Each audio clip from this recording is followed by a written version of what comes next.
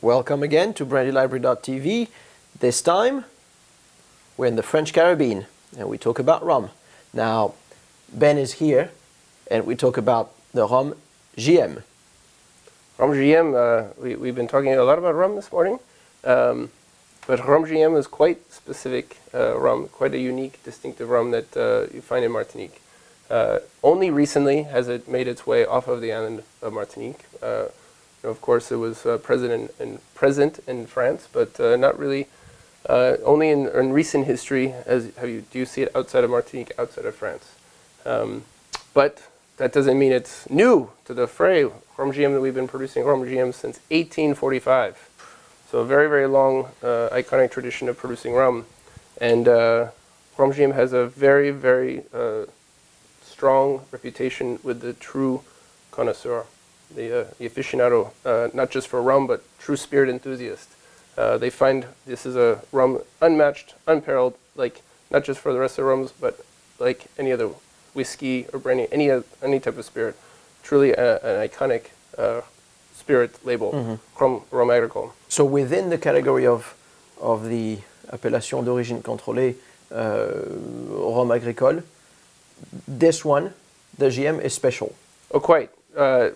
Even in the home market in Martinique, the population in Martinique hold this brand in very, very high regard. Yeah, Why is that? I don't think it's so much price, but it is the most expensive. But more importantly, it's because it's made in such limited quantity. And the reason for that is it's the only single domain sugarcane rhumery in Martinique. They're only using 100% of the sugarcane that's growing around the distillery. Most distilleries use all of their sugarcane, but because their volume is higher, they're supplementing their production with other sugarcane from the town. This is 100% sugarcane just from the Habitation Bellevue. And we have an interesting microclimate around GM. It's at the northernmost tip of the island in Martinique, just on the back side of Montpellier. And the sugarcane is actually growing up the face of the volcano. So you have very, very strong, rich, concentrated flavors that are coming from the volcanic. That terroir again. That terroir again. You're getting very, very strong volcanic soil that provides very rich, very fruity flavors, very sharp. Within 1 hour of sugarcane cut, you have sugarcane crush at Rhum GM. So ultra fresh, fresh cane juice. And immediately you have spontaneous fermentation. Organic field yeast that come off the sheath of the stalk come into contact with the sugarcane juice. And again, you ferment that sugarcane-based wine, and we distill that to be Rhum agricole. How long is the fermentation about? About 2 days. 2 days, okay. A little bit, 2 days, sometimes a little bit more, and you get a sugarcane wine that's about 5 to 6% alcohol. I'll do the trick. Thank you. Now, of course, as we produce the rum, it comes right off the still looking like this, white rum. And this white rum is quite popular for Rhum GM. It's like the flagship. And it's big, bold sugarcane flavor, that fruit, that banana peel, the pepper, the spice. It's all natural, but it comes right out of the bottle and whacks you across the face. And it's going to be in the cocktails, and that's how the bartenders like it. But this rum that we're trying now is what we say a lève sous bois, aged in oak barrel for about 1 year. Okay. And that's where you get the color. You can see just 1 year of aging in the oak barrel gives you that rich golden color. Yeah. But more importantly, that 1 year of oak aging helps to mute and soften that big, raw sugarcane flavor. And so here you get a little bit of the introduction of the vanilla and the nougat that comes classically from oak barrel, and the tannins come through. And it's 100 proof? And it's 100 proof. Yeah, classic presentation of what Martinique rum is. Higher proof, no burn, very smooth, and rich with flavor.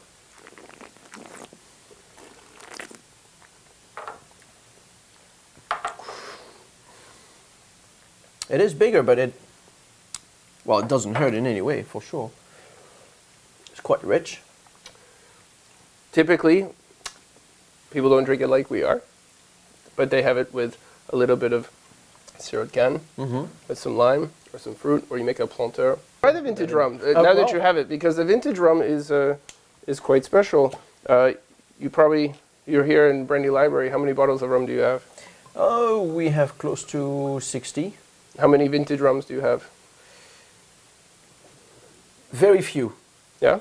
Very few. And you don't see vintage rum because when you're talking about rums produced all over the Caribbean, if you come to Rhum GM, I'll introduce you to our cellar master. But when you visit other rum producers in Jamaica, Dominican Republic, wherever, you'll probably meet the master blender. Mm-hmm. And those rums have their own flavor profile, but they're always quite sweeter. And your master blender will tell you that, well, I took rum barrels 5 years and 30 years and anywhere in between, and I blended them together to make this world-class sipping rum, which he's right. They're fantastic rums. But here, you're getting a single vintage rum.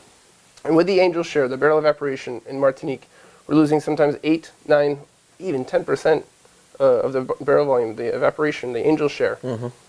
And with this, as we're losing that barrel volume, we do not top off that lost volume with white rum, which would be the Solera method. Yeah. We are topping off rum from exactly the same vintage. So if this is like, let's say 10% angel share like we have some years, there's 10 casks on the rack in a rick house. The 11th cask on that same rack is depleted just to top off those other 10 casks. And the end result is you have a sipping rum, that all of the rum has aged at the same pace, same consistency, and you get a reduction of flavor. So it really sharpens the fruit, the nut, the spice in the rum. The nose is lovely. Yeah. I mean, it's vibrant. And with that, because we take so much time and care and attention to aging this rum, we don't add water to this one. This is a barrel proof or cask strength aged rum. Do you have any other cask strength rums here? It's not commonly heard of. I don't think so. But this is the rum, like you have your single malt whiskey drinkers that are coming into Brandy Library. This is the rum I would show them. Oh.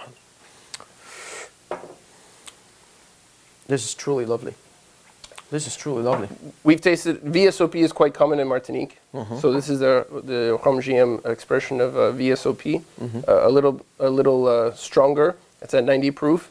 And interesting because you have 4-year and 5-year-old single vintage rums married together. So you have a little bit more beef into the rum, more depth, more body. So generally speaking, you'd say that the Rhum GM are a bit more assertive. Yes. A bit bolder. Yes. If I have to compare to the Clément, for example. Yeah, the Clément typically is a style of rum in Martinique that's a bit softer, rounder, and creamier, and very, very approachable for someone that's coming into the Martinique rum category for the first time. Where the Rhum GM is a little, certainly bigger fruit flavor and more spice and a lot of body coming through. Where it's for any type of rum drinker, but more than that, this is a new experience for true spirit enthusiasts. What are we talking about? Is there a mix of ex-bourbon barrels? Is there a lot of the French? There is a little bit of French oak, but mostly we're talking about recharred bourbon barrels. Okay. And also we're at Rhum GM, we use New American. Okay. New American Missouri oak. But the bourbon barrels, it's fun. In October, November, we receive the shipments for the bourbon barrels. This is the time where we prepare them. We season them. We get these bourbon barrels, and they reek of bourbon. You pop off the tops, and the bourbon comes right out. And that's not what we want in our rum. We want the flavors, we want the tannins, we want the oak to play and mingle with our rum. So just before we put the rum into the barrel, we actually use a little bit of white rum at distillation proof, so 134, 135, and spray just lightly inside the barrel. Very brave guy, takes his lighter, lights the barrel, and you've got flames coming out of the side because the barrels are on its side. Flames come in, and after a few minutes, the fire self-extinguishes, and we get in immediately, and we scrape out the inside of the barrel. So the rum actually is resting against new wood. You get a little bit of that smoke into it, but it's resting against new wood. That's how you get that nice, rich color. And the rum actually benefits from the fresh wood of inside that bourbon barrel. Now, of course, we can't call that a new barrel. We call it a recharred bourbon barrel. Yeah. All these rums are distilled in the same way, even with the unaged and the aged, the maturation will be different, I guess. I know that because you have to abide by those AOC rules, you have to respect a certain frame within the distillation. Then what sets apart GM from the other brands within the category of French Caribbean? What makes it different? How low or how high are you distilling at?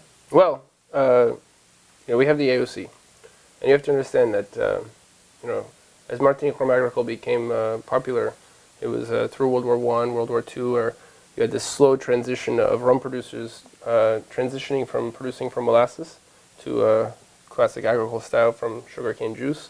And about 1973 was the first petition to get the AOC. 1973, and of course, at the 1996 is when we get the AOC. So 23 years. It takes 23 years to get a bunch of French people together to agree upon what is going to be the style of Rhum Agricole.